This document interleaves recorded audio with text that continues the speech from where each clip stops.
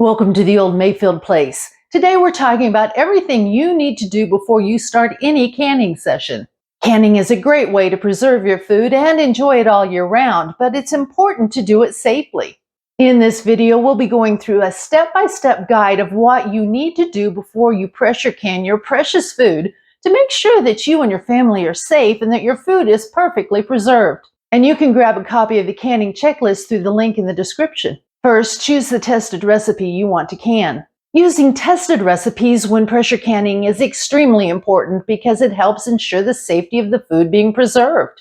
Pressure canning is a method of preserving low-acid foods such as vegetables, meats, and poultry by heating them to a high temperature and pressure to kill off any harmful bacteria such as Clostridium botulinum. However, if the recipe is not properly tested, it may not heat to the proper temperature in the center of the jar, leading to the potential for bacteria to survive and cause foodborne illness. Additionally, untested recipes may not have accurate information regarding the amount of acidity in the food, which is a crucial factor in determining the appropriate processing time and pressure. On the other hand, using tested recipes ensures that the food has been properly processed and that the heat and pressure used have been specifically designed to kill off harmful bacteria while also preserving the food quality and flavor. The USDA and other reputable organizations have published a number of tested recipes that have been carefully evaluated to ensure their safety and effectiveness. So now that you have chosen a safe recipe, it's time to start gathering your equipment. Home canning is done in glass canning jars, usually in pint or quart jars. Start by gathering the correct size jar for your approved recipe. While some recipes are tested for both pint and quart jars and give the exact processing times for each, some are only tested for one size and you need to use this size to stay safe. Next, inspect your jars for chips and cracks. Never use a damaged jar to can your food, either in a water bath canner or a pressure canner. Even brand new jars can have cracks and chips, so check them carefully. Feel around the rims for any chips that might prevent your jar from sealing properly. Hold the jar up to the light and look for any cracks that could cause the jar to break during the canning process, wasting your precious food. Even if it doesn't break immediately, it can allow bacteria and fungi into the jar, which ruins the food. Always use new lids for every batch of canning you do. While some people say they use their lids multiple times to preserve their food, you are more likely to have a seal failure with a previously used lid. With food so expensive these days, are you willing to gamble? If not, use new lids. Rings, however, can be reused again and again as long as they are relatively free from rust. A small amount of rust won't cause any trouble, especially if it's on the outside of the ring.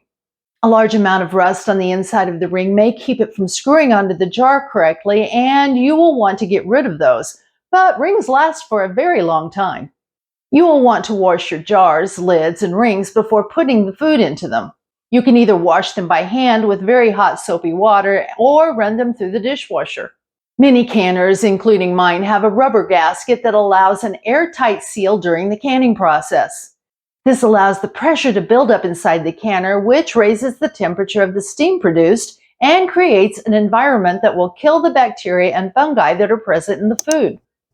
It is essential that your rubber gasket is in good condition so that the steam and pressure don't escape during the canning process. You should remove and wash your gasket after every canning session and always inspect it before you start a new batch. If you notice any cracks or tears, you need to replace the gasket. I keep a spare on hand at all times because I live in the sticks and I must order them online, which is not handy if I've just bought food on sale that I want to preserve and now I have to wait a week to get a new gasket. Most fresh foods won't wait that long. When you replace the gasket into the lid, make sure it is seated properly with no wrinkles. Also, check your steam vent to make sure it isn't blocked by anything. Do this by looking through that tiny hole. Make sure you have a rack in the bottom of your canner. Never place jars directly on the bottom of the canner as this can cause the jars to break. If you're going to double stack your jars, you must have a second rack between the bottom jars and the top ones. Check your specific canner's instruction manual to determine the amount of water you need to add to the bottom of your canner. Mine calls for 3 quarts of water, but check your manual for the correct amount for yours. Place the canner on your stove, but don't turn the burner on yet. So you have clean jars, lids, and rings, and your canner is in good working order. You have your food prepped according to the tested recipe. Now you need to double check the pressure you need for the altitude where you are canning. While the time needed to safely pressure can doesn't change with your altitude, the amount of pressure does. For altitudes up to 1,000 feet above sea level, you will need to keep your canner at 11 pounds of pressure throughout the process. For elevations above 1,000 feet, check your canning book to find your correct pressure. If you process at too low a pressure, you can't ensure that your food will be preserved safely. Follow the recipe exactly when loading the jars. Some recipes call for hot packing the jars, while others call for raw packing. Whatever the recipe calls for, follow it exactly. You will probably find that a canning funnel is a handy tool to get your jars packed with less mess and spilling. While you don't have to have a funnel, it's a great tool to have and they're very inexpensive. Now that you have your jars filled, make sure that the headspace is correct. Headspace is the distance between the rim of the jar and the level of the food and is very important to ensure that you get a good seal and a safe product. The instructions in your recipe should tell you how much headspace you need. Part of getting the headspace correct is making sure you don't have any air pockets in your jars. Using the plastic tool, run it down the inside of your jar in 4 or 5 places and a couple of times in the middle of the food. While you can buy a specialty tool for this, I just use the plastic handle of a spatula. Do not use a metal tool such as a kitchen knife, as this may damage the inside of the jar and cause breakage. Jars are not cheap and neither is the food inside, so use a plastic tool. This step will help to dislodge any air pockets that can affect the headspace. Once you get rid of the air, you may see that your headspace is larger than called for, and you will need to adjust it by either adding more liquid or more food to bring it back up to the correct level. Once you are nearly done packing the jars, turn the burner under the canner on low to start heating the water. You don't want the water to boil yet, you just want to get it warm. After you pack the jars, wipe the rim with a clean damp cloth or a paper towel. If you're canning vegetables, you can use a towel dampened with water to get the rim clean. If you're canning food that has some fat in it, such as meat, you will want to use white vinegar to remove any of the grease that may have gotten onto the rim.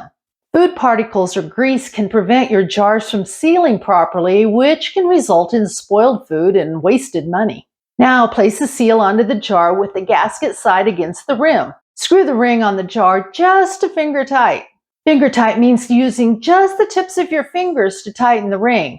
Don't crank it on tightly using your wrist or whole arm. To get a proper seal, the air in the jar must escape, and this creates a vacuum as the jar cools after the canning process. If you have the ring on too tightly, the air can't escape easily and the lid may buckle as the air forces its way out of the jar. The jar will not seal, and although the food is not ruined, you will have to put it into the refrigerator and use it in the next few days. It cannot be put into long-term storage. Now you're ready to load the jars into the canner. Never can less than 4 jars per batch. If you don't have 4 jars worth of food, you can fill jars with water to take up the space in the canner. An important thing to avoid is thermal shock, which is when the jar breaks when it comes into contact with water or a counter that has a large temperature difference. If you are using a recipe that calls for raw packing, the food in the jar will be very cool and you don't want to place it in water that is very hot or boiling. The reverse is the same. If you have hot food in a jar and place it in cool water or onto a cool counter, you run the risk of breaking the jar. Always make sure that your jar is going into water that is about the same temperature. Once you have all your jars in the canner, put your canner lid on and make sure it is seated well. Do not put the weight on the canner at this time. You must get all the air out of the canner and replace it with steam. Turn the burner on to medium-high heat and wait for the steam to start escaping from the steam vent.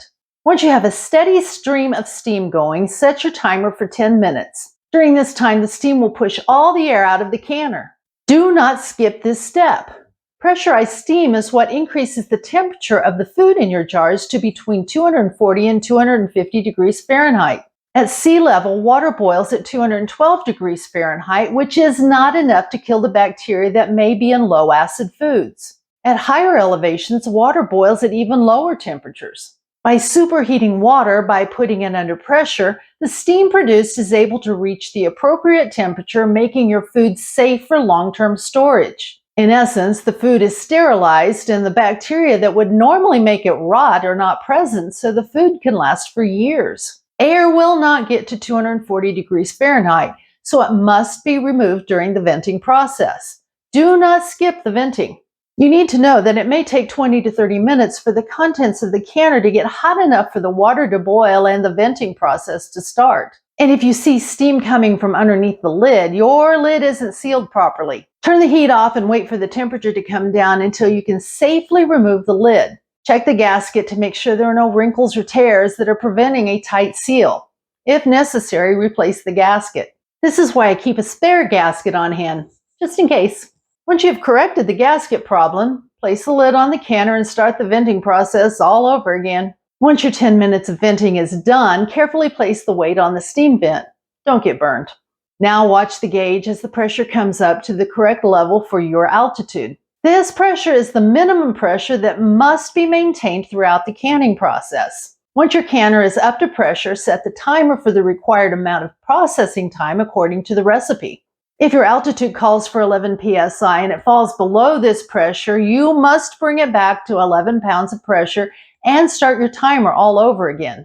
Because of this, I try to keep the pressure 1 or 2 pounds above the minimum, or 12 to 13 pounds. There will be some fluctuation of the pressure, and you will be babysitting your canner throughout the required time to keep it in the sweet spot.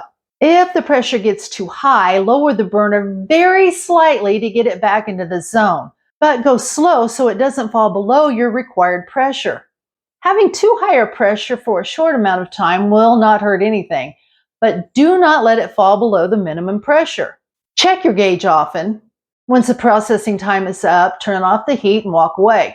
You must let the canner come off pressure naturally. Never take the weight off to release the pressure quickly. Part of the processing time to ensure a safe product is the time it takes to come off of pressure. Leave that weight alone. Go read a book or run the vacuum or take a short nap. Just leave that canner alone. It will take 30 to 60 minutes for the pressure to come down to zero. Once the gauge is at zero and the airlock button is down, let it set for another 15 minutes to ensure all the pressure is off. In the meantime, place a towel on the counter to act as a barrier between the hot jars and the cold counter. Remember thermal shock? You can also use a cooling rack for this cool down period. Make sure you put this in a place where the jars will not be in your way. Once out of the canner, the jars need to sit undisturbed for 12 to 24 hours to make sure they seal properly. Once the 15 minutes passes, carefully move the weight to see if any pressure escapes. If not, you're safe to remove the lid. Do this carefully. The canner will still be full of steam even though it is no longer pressurized. Twist the lid to separate the arrows, and when you take the lid off, tilt it from back to front away from you so that the lid creates a barrier between you and the steam. Use a jar lifter to remove the lids from the canner, keeping them level as you move them. Tipping the jars can allow food to get under the lid and prevent the jar from sealing correctly.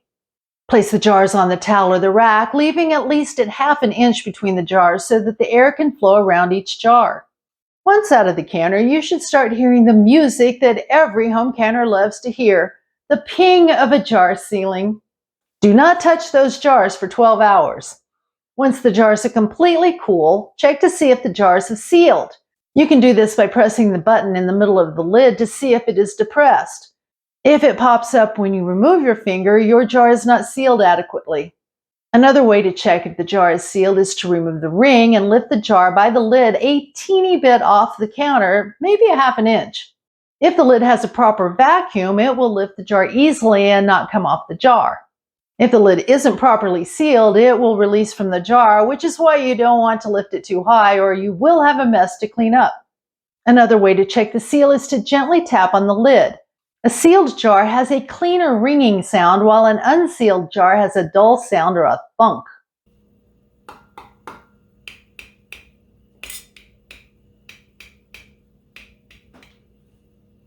Set aside any unsealed jars as you check and store them in the refrigerator until you can eat them in a few days. You can reprocess unsealed jars within 24 hours if you have 4 or more jars that did not seal. but be aware that reprocessing the food may result in mushy food. If you decide to reprocess, remove the lid and check the jar rims for chips that you may have missed initially. If the rim is fine, check the headspace, wipe the rim, and replace the lid with a new lid. Put the ring on finger tight and reprocess the jars at the proper pressure and for the proper time according to the recipe. If you only have 1 or 2 jars that didn't seal properly, you will want to eat those within the next few days. After the jars have cooled to room temperature and you have verified that they are sealed, you will want to wash the jars with warm soapy water to remove any residue that may be on the jars. Dry them well, then label with the type of food and month date that it was canned. Also, when storing your product, you'll either want to store them with the ring off or with the ring barely on. If the ring's on too tight, it can lead to what's called a false seal, and you won't know it because the ring is holding the seal on too tight, and you won't know that your seal has failed. So make sure all of your rings are loose before you put them away or take them off altogether. Store your jars in a cool, dark, dry place in your pantry. Sunlight can destroy the nutrients in your food, so keep them out of sunlight. That's all there is to it. Now you know how to produce healthy food for you and your family that will keep for years. Don't forget to get your canning checklist from the link below. If you would like to learn how to can the potatoes your store has on sale this week, watch this now. Stay healthy, check that headspace, and have a blessed week.